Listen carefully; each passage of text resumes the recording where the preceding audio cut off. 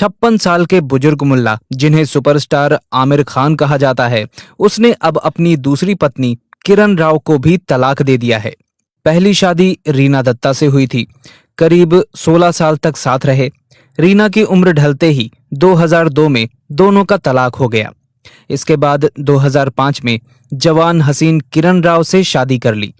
Media reports के मुताबिक आमिर खान किरण राव से तलाक ले रहे हैं। तलाक पर आमिर और किरण ने ऑफिशियल स्टेटमेंट भी जारी कर दिया है। कमाल है, बहुत बड़ा एहसान कर दिया किरण राव पर। लेकिन पहले ये एहसान रीना दत्ता पर हो चुका है।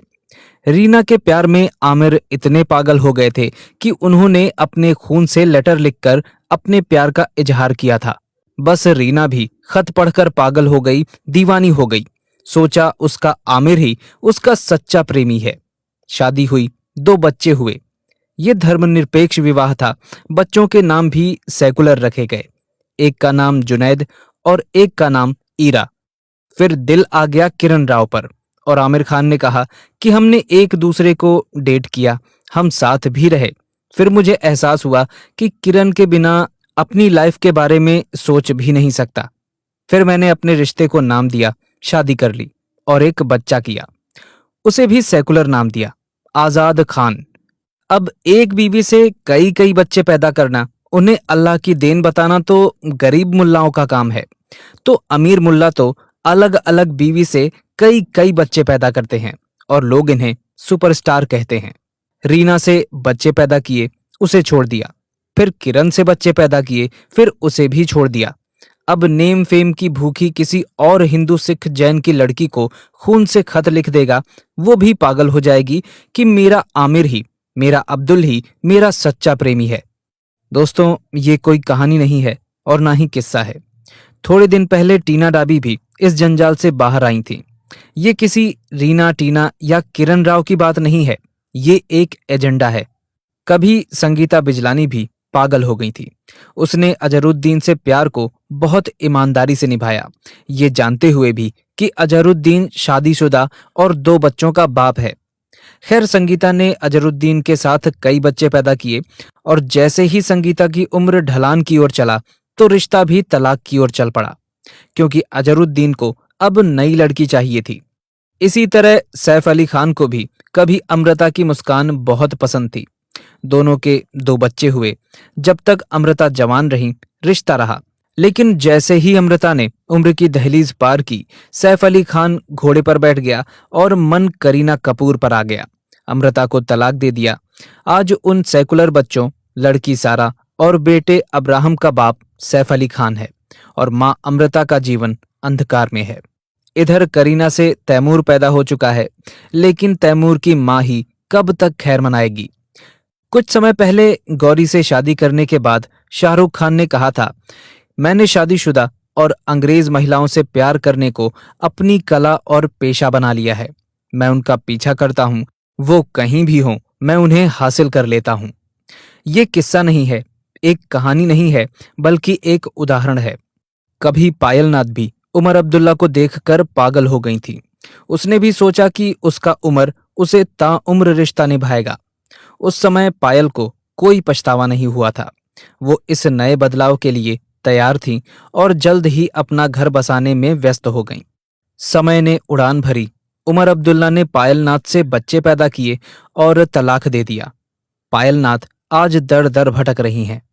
एक समय अरबाज खान को देखकर मलाइका अरोरा भी दीवानी हो गई थी, लेकिन जब उसकी उम्र ढली तो उनका तलाक हो गया। इन दोनों का एक बेटा है, 14 साल का। सेकुलर नाम है अरहान खान। उसका मजहब क्या रहेगा वो सभी को पता है।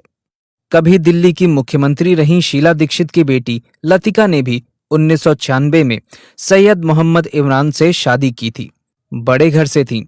सोचा धर्म मजहब सब बकवास की बातें हैं, इंसान को सेकुलर होना चाहिए।